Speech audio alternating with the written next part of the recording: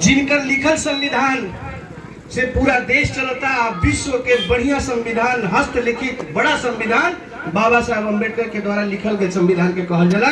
वो बाबा साहब जब पहला बार चुनाव लड़ले तो चुनाव हार गए।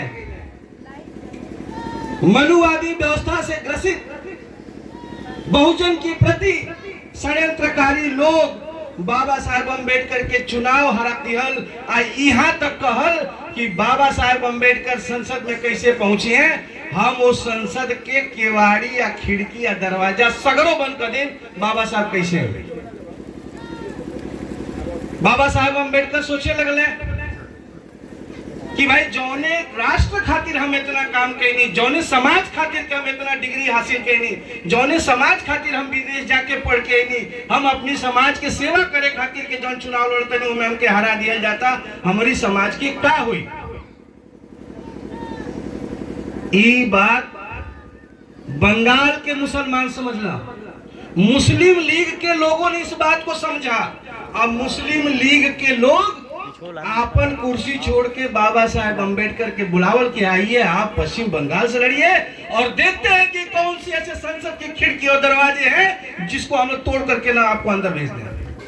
वह मुसलमान कैसे गद्दार हो सकेला बहुजन के प्रति?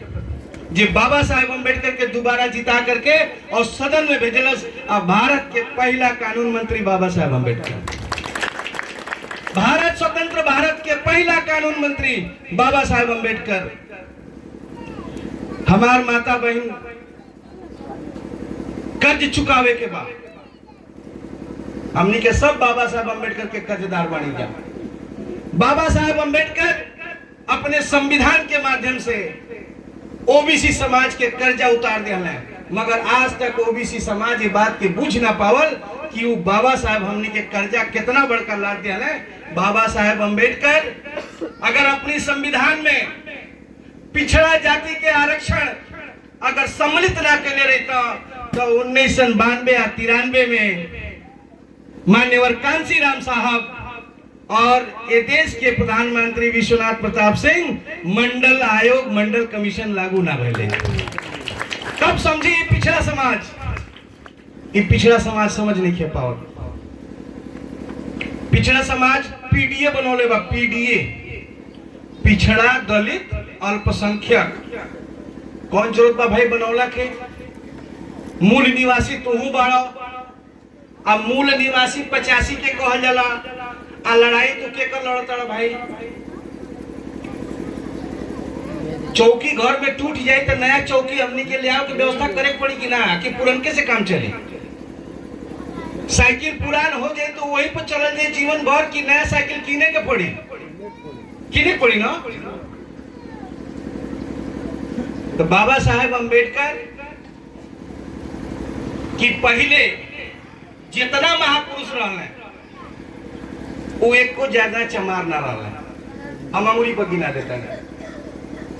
पेरियार ईवी रामास्वामी नायकर, ई भेड़िहार भाई लोग नहीं के जानत कि पेरियार ईवी रामास्वामी नायकर के हो, तो हम बताओ तनी कि अगर के भेड़िहार भाई सुनना चाहत हुई तो वो जान लो कि पेरियार ईवी रामास्वामी नायकर गड़ेरिया परिवार से, जौने माता सावित्री बाई के हमनी के नाव चिल्ला के ले दी जा, सीना ठोक के कह दी कि माता सावित्री बाई चमई ना रही, माली समाज से रही। बाकी माली समाज के अगर पूछल जा कि सावित्री बाई फूले के हो, महात्मा ज्योतिबा फूले के हो, तो ये लोग के खुदे पता नहीं के ये लोग के दूसर देवी बा, ये लोग के दूसर देवी बा। आ हमनी के देवी के बा माता सावित्री बाई फूले। ज्योतिबा फूले का कहले? अब तो बाबा साहब के संविधान की बात काफी दिन हमनी के गुजार ले बड़ी जा, तो अब अपने लिखी जब पढ़ो तो मेहरारू के का पढ़ावल जी? मेहरारू के ये पढ़ाओ तभी जा कि देखिए रे तनी माई के उन्होंने देख के सुता दिए, हम तनी पीऊ खा के आई तो देखिए माई सामने ना पड़े। ई मेहरारू के हमनी के सिखाओ तनी जा। आज ज्योतिबा फूले का सिखौले कि हमारी समाज में जवन महिला अनपढ़ बिया अगर वो कुछ पढ़ी ना तो ओकर दिमाग खोली ना, तो पहले अपनी मेहरारू के शिक्षित कैले, अपना खातिर ना शिक्षित कैले बाकी समाज खातिर शिक्षित कैले। आ ओके जब पढ़ लियली तो कहली कि अब जाके तू समाज के पढ़ाव। आ समाज के जब पढ़ावे जास तो यह मनुवादी मन हमके वो आदमी के नाम लिखी तरह मनुवादी सोच वाला जौन मनुस्मृति के मानत रहे वो यहाँ तक लिख दिलस उसमें कि महिला को शिक्षा नहीं देना चाहिए, पाप हो जाएगा। कितना बड़का पाप बाबा साहब लिया कि आज सब अपनी बेटी के भेजता तो पापे ना हो, पाप हो कि पुण्य हो? पुण्य है ना। तो कर्जदार जब